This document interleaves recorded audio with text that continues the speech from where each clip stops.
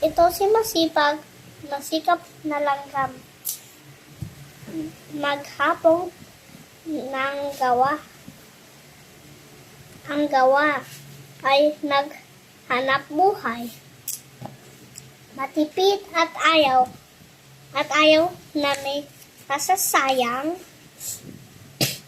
Kaya iniipon kahit munting bagay. Ito si Tipaklong, Tamad at Bulakbol. Walang ginagawa sa buong maghapon. Pasayaw-sayaw lang at patalon-talon. At di iniisip kung ang lungkot at gutom. Kaibigang langgam, halika't maglaro. Sabi ni Tipaklong na biro-biro.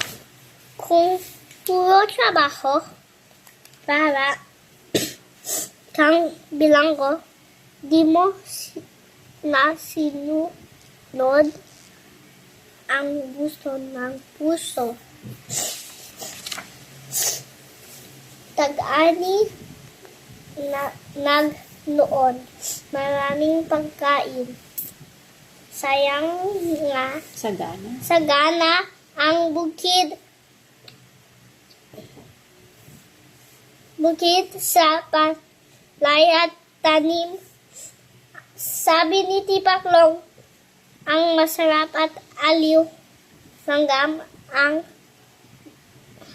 buhay mo ay huwag sasayangin.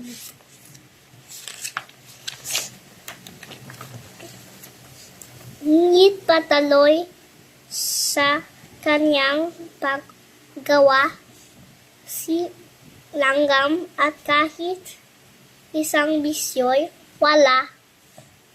Maanim na ito ang kanyang wika.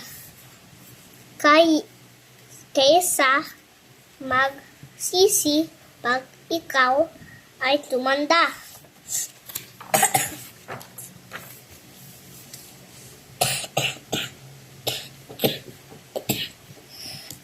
Araw-araw si langgam patuloy at magtrabaho at pag-iipon.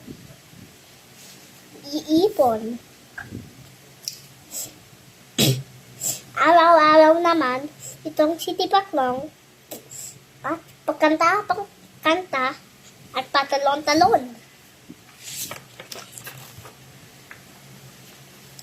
Isang araw, biniglang bumuhos ang ulan. Naku, bagyo yata! Ang sigaw ni langgam.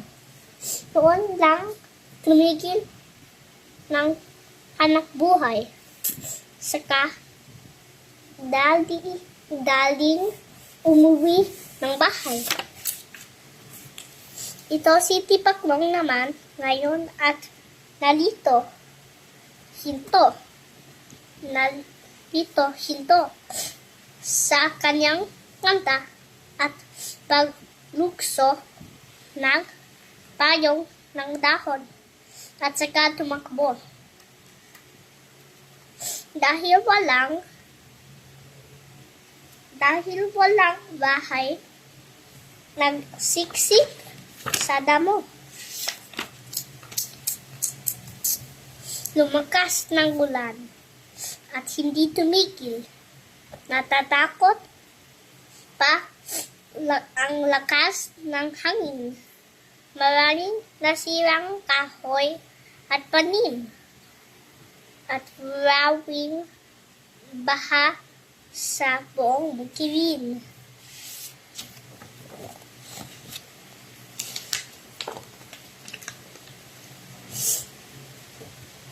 Dahil ginagawa at siyan ay masakit, itong si Tipaklong ay hindi natikis ang bahay ni langgam tinakbong mabilis at saka tumakbong at maghahinagpis.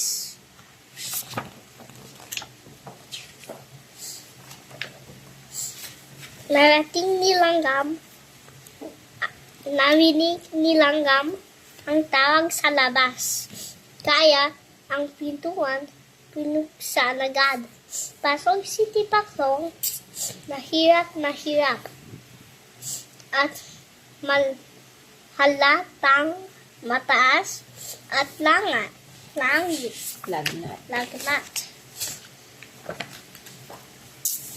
Nawa ni Langgam ay kanyang nakita. Bagong pobre ngayon, pobre at dating masaya. Binigyan na bagong damit ang bestya, saka pinikain ang muning sumigla. Ako'y hiyang-hiya, sabi ni Tipaklong, magipas ang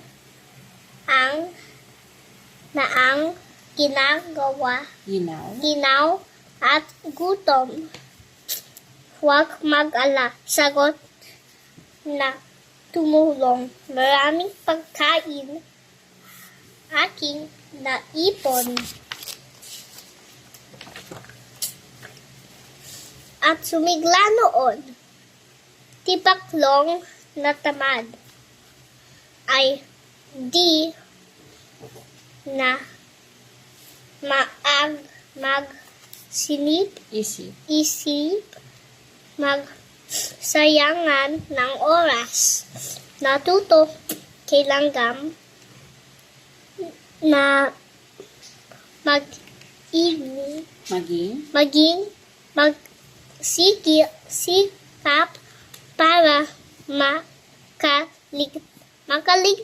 para makaligtas sa amunang hirap. For today's stories, you can buy this in Shopee. Bye!